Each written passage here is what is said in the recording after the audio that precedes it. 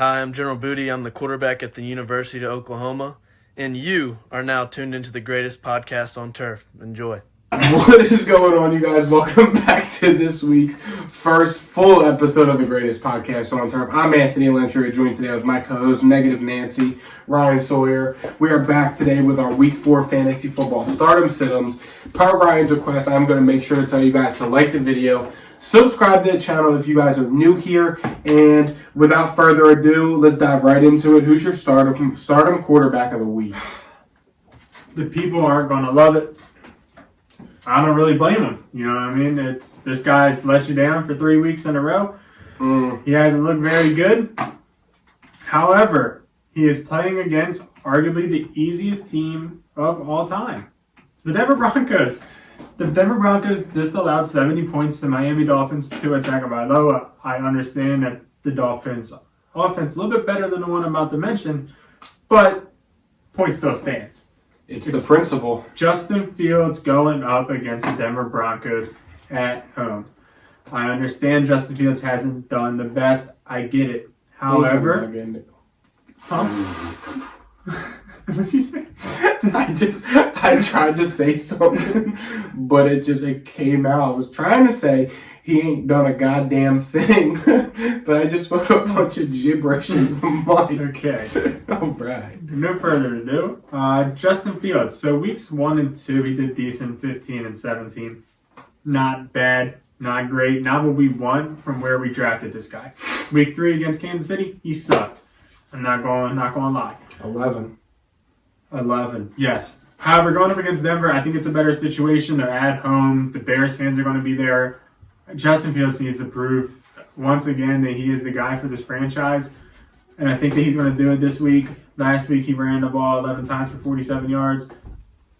I think he's going to run the ball a good amount this time against Denver.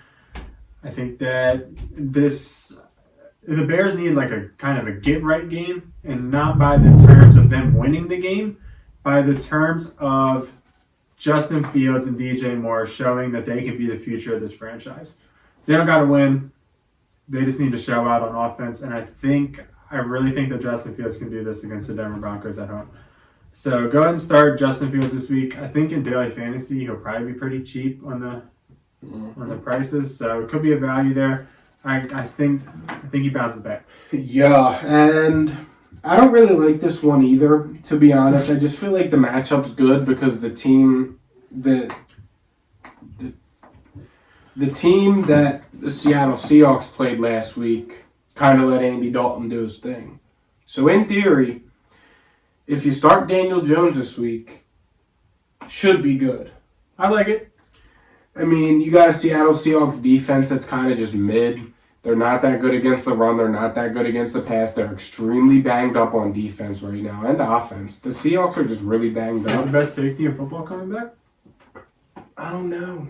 I saw him on the injury report again. That might be something for you to look into. But yeah, Daniel Jones, I mean, he's a dual threat. He got shitted by the Niners last week. We all saw it. He's due for a bounce-back game. The week before was good. He's back. Never mind. Sit Daniel Jones. Jamal Adams is back. He's going to blitz every play, and he's going to get to him. But no, all jokes aside, Daniel Jones is due for a bounce-back game. He had 31 points against, Arizona? Yeah. And I mean, Seattle's defense is extremely banged up, but they just got their best player back on defense. But I ain't worried about that. He ain't played football, and that was satire. Okay. But he hasn't played football in 2 years. I'm not worried. Start Daniel Jones this week. He's got a good matchup against Seattle, very favorable, and I think he's going to be able to throw the ball around the yard and get it done in the run game as well. He probably is top 3 though on that defense. That's the sad part. Yeah. I mean, who else they got? Jordan Brooks, Woolen, and Devin Witherspoon. And Witherspoon ain't quite there yet. Yeah. Yeah, sure, yeah. Next first sit-em quarterback this week. It is Dak Prescott going up against New England. Dak this season hasn't done the best. I feel like this is kind of an easy one to sit. However, going up against New England, the over-under is really, really low. It's at 43 or something like that. And I just don't see how either of these teams score that many points. No. Dallas is 7-point favorites. I can see that. I think if that happens, it's going to be more of the defensive side balling out than the offensive side balling out. So, I would sit Dak Prescott this week. I'm not comfortable with it. I could see Dallas getting up to a decent lead and then just running the ball because, New England sucks. But sit Dak Prescott this week. New England's got the best quarterback in football, just like I said back in March 13th, 2020. Didn't have the best corner in football. You're back. This is a guy, this next sit-'em quarterback, or my sit-'em quarterback of the week, this might be kicking the dog a little bit because I don't know if he's quite there yet. But if he goes and has a good game this week and this just backfires on me, he'll probably be there. And the only reason I'm saying him is because I'm sure a lot of you guys just picked him up off waivers. It's C.J. Stroud. Can you sit somebody you never started?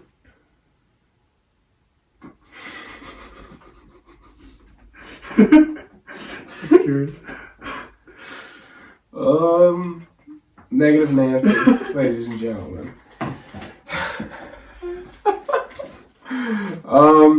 But yeah, again, this is a guy who a lot of you guys just picked up off waivers this week, and I know it's looking promising. He's had a 2 good week. He's had the past 2 weeks have been really good for him. But again, they're playing a Steelers defense that is really good in the front 7, and I don't know if Houston's line is going to be able to handle it, especially the veteranship of T.J. Watt and just all the studs they have on that D-line. DeMarvin Leal is really good. But yeah, I just don't know if C.J. Stroud is quite there yet to start against a very tough matchup like the Pittsburgh Steelers are going to draw against them. So I would say, I know you just used your waiver priority pickup to get him, but don't start him this week. Sit C.J. Stroud. Jumping to the running back side, at the stardom list, I'm starting off with Raheem Mostert going up against Buffalo. Now, you may be saying that this is a little bit obvious. Raheem Mostert just popped off. However, I feel like Raheem Mostert is still really low, especially on Yahoo leagues. Like, he's down there in terms of projections. He's also under A-Chain in terms of fantasy point projections. And I just think that going up against the Bills, the Dolphins are going to rely on Raheem Mostert more because I think they trust him more going up against a Buffalo Bills team. I think A-Chain got a lot of touches last week because, one, they were up. And I know that he was in before they really, really got up, but it was against the Broncos. Like, you can put in A-Chain against the Broncos and like, you can trust that.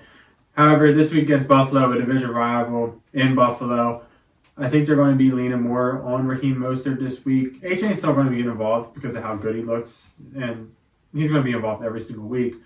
But they really rely on Raheem Mostert this week, and I think he has another good week.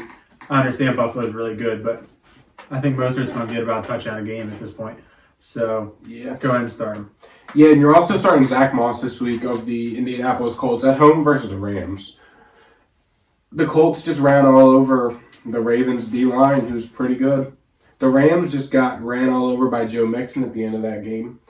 The Colts O-line is better than the Bengals O-line. So in theory, this is a huge week. This should be a huge week for Zach Moss, who got it done last week against Baltimore, especially with Anthony Richardson comes back. I feel like that opens up a lot more opportunity for him. Yeah, you could argue it takes it away. But I think he'll be all right in terms of production and carries, especially with Ant Rich coming off a concussion.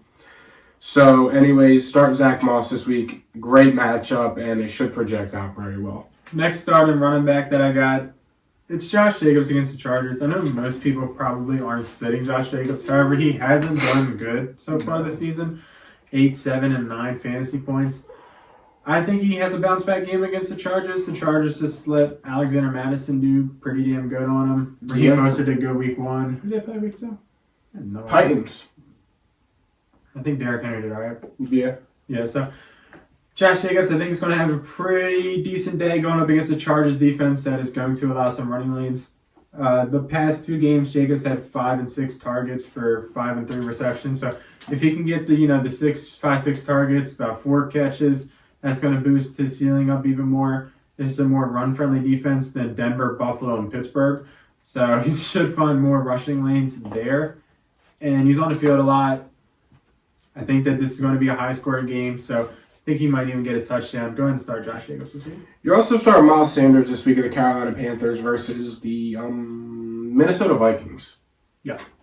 Why? The Vikings' defense is terrible. It's literally simple as that. Miles Sanders has been the sole running back in this Carolina offense. He's been getting a lot of carries. He's seeing production in the passing game as well. And again, the Vikings' defense isn't very good. I can see Carolina coming out here and trying a lot of different things on offense. We don't either way if it's Bryce Young or Andy Dalton. I think Miles Sanders is going to have a big part in this. It's a very good matchup for all the Panthers, top to bottom. We'll touch on that more in a minute. But I think you could confidently start Miles Sanders this week. The guy's been a stud for the past year, last season, and even this year, too. Jumping over to the Stidham side, first guy I'd like to mention is Rachaad White going up against New Orleans. New Orleans is a pretty good run defense, and Rachaad White, he's done okay this year. Really just week 2 against Chicago, weeks 1 and 3 against Minnesota and Philly. He struggled. Definitely against Philly, he struggled, only had about 2.7 yards carried. Against Minnesota, about another 2 yards a carry. So I think we can see similar situations here against New Orleans. New Orleans might, defend against the pass a little bit heavier just because that Tampa's more dangerous there. But got a decent feeling Lattimore is going to shut down Mike Evans, and this feels kind of like a low-scoring football game that I don't really want to be a part of. So I'm sitting Rachaad White this week. Yeah, and the first running back you're sitting this week, it's Kyren Williams of the Rams. Playing against the Colts, who the only 100-yard rusher they've allowed this season is Lamar Jackson, and that was on 11 carries, but they couldn't contain the quarterback. They haven't allowed a running back to rush over 100 yards on them yet this season. The closest was ETN, and he missed it by 30, 40 yards. And we just saw the Rams O-line is starting to show. With how bad they are and inexperienced they are, it's starting to show. And going against a veteran, experienced Indianapolis Colts D-line, it does not make for a good matchup for them this week. There's a lot of other viable options over Kyren Williams. A guy who I didn't say, I'd rather start the Steelers running backs this week, Najee or Jalen Warren over Kyren Williams this week. That's where I'm at with it. I say sit Kyren Williams. Next sit-em running back for me, it is Devon Achane going up against Buffalo. This is really all about who is on your team, I guess you could say. I think Devon Achane might be a decent flex play, especially if you're in deeper leagues. You can start him at your flex spot. However, just throwing him into that running back position, I would be a little bit cautious. Like I said, it matters on who your other options are, so feel free to ask us our opinion. But just throwing him in there against Buffalo, not sure I trusted too much. Last week against Denver, he was very, very efficient, you could say. Got the ball 20 times for 200 yards and 4 touchdowns. Jesus. That's not going to keep happening. That would never happen again this season, most likely, especially against a Buffalo team that's pretty damn good. So I'll just be a little cautious, maybe wait until we see it happen. Not this happen again, but we see him show off again because he's not really playing that much. It was really just they were kicking the shit out of Denver, and this guy was doing it. So you know what, let me relax on Raheem Mostert. Let me just give the ball to Achane. I think he takes a little bit of a step down this week. I'd just be cautious. Yeah, the next running back you're sitting, this might be obvious, but it's Brian Robinson. We saw what he did last week against Buffalo's D-line, who's very good. 7 fantasy points. And they're playing against Philly, who's got probably the deepest, best defensive line in football. And it's negative game script for them. The Eagles are going to come, they're at home, division game. They're going to come into this game, look to get up early, and try and make Washington throw the ball on them. Washington's O-line does not have what it takes to keep up with the Eagles' D-line. And it's negative game script, and I think the Eagles are going to just come out here and set the tone from the first play. So sit Brian Robinson this week. Jumping to the receiver side, the first guy I'd like to mention is Adam Thielen going up against his former team, Minnesota. Revenge game. Who doesn't love a good storyline? Adam Thielen last week, he went to Minnesota State. I want to tell you, wow. I almost started Zeke this week for the storyline. Good. I'll re-record this episode if you want to put Zeke in there. Nah, I'm good. Adam Thielen going up against Minnesota. Adam Thielen last week, he did good last week against Seattle, 26 fantasy points. 14 targets, 11 catches. The week before, 9 targets, 7 catches. So it seems to be only getting better week one. He didn't do absolutely anything. But with the Red Rider back there, I feel like you can trust Adam Thielen. I thought it was the Red Raider. No, it's Rider. Or the other one that you said. Okay. Go ahead and start Adam Thielen this week against his former team. Start Jacoby Myers this week against the Chargers. Did we talk about this game earlier? I wanted to talk about the Chargers earlier. That might have been just me and you off camera. But yeah, Jacoby Myers. The Chargers defense is really bad. Their best corner that they spent a lot of money on has a warrant out for his arrest. And we've seen teams kind of throw the ball all over the yard against the Chargers. The over-under's high for a reason. The spread's high for a reason. Jacoby Myers, what did he do last week? I think he caught a touchdown. Let me look. I gotta look. I'm very unprepared. My apologies, gentlemen and ladies, because apparently we have a lot of female listeners out of nowhere. 12 targets, 7 receptions, 85 yards, no tutty. Enough said. He's getting targets, even with Devontae Adams absolutely going crazy last week. Jacoby Myers still bought in 12 targets. It's going to be a high-scoring game. The Chargers' defense is really, really bad. Start Jacoby Myers this week. Hell, and he might even be available on waivers. Jumping over, still on the stardom side, I am starting George Pickens this week against the Texans. I believe he is sitting George Pickens this week against the Texans. The Texans have a banged-up secondary. Pretty sure Devin Singletary didn't play last week. Derek Stingley, not Devin Singletary. The names are very alike, so give me... And they're both Texans, right? Devin's a Texan. Mm-hmm. Okay, cool. They both are. I know one of this. But George Pickens against Houston. Pickens this year has been all right. 6 points week 1 against San Fran. Granted, that game was really, really bad. Cleveland, he hung up 20. Sunday night against Vegas, he put up 9.5. I think going up against Houston, you got Deontay Johnson still out. Allen Robinson's messing with a banged up ankle. The running back room hasn't looked good at all. Somebody's got to step up. Yeah, I think it's going to be George Pickens. I think he's going to start demanding the ball more as like an alpha receiver, the kind of guy that he is. And I think that's going to squeaky wheel gets the grease essentially, and we haven't directly seen him do that, but I think he will, and I think it will result in good things for the Steelers offense. Steelers offense has been taking a lot of heat lately. I feel like in theory they need to shut it up and do something about it. So who better than George Pickens? Did you see Antonio Brown's? Yes. I said in the group chat that was ridiculous.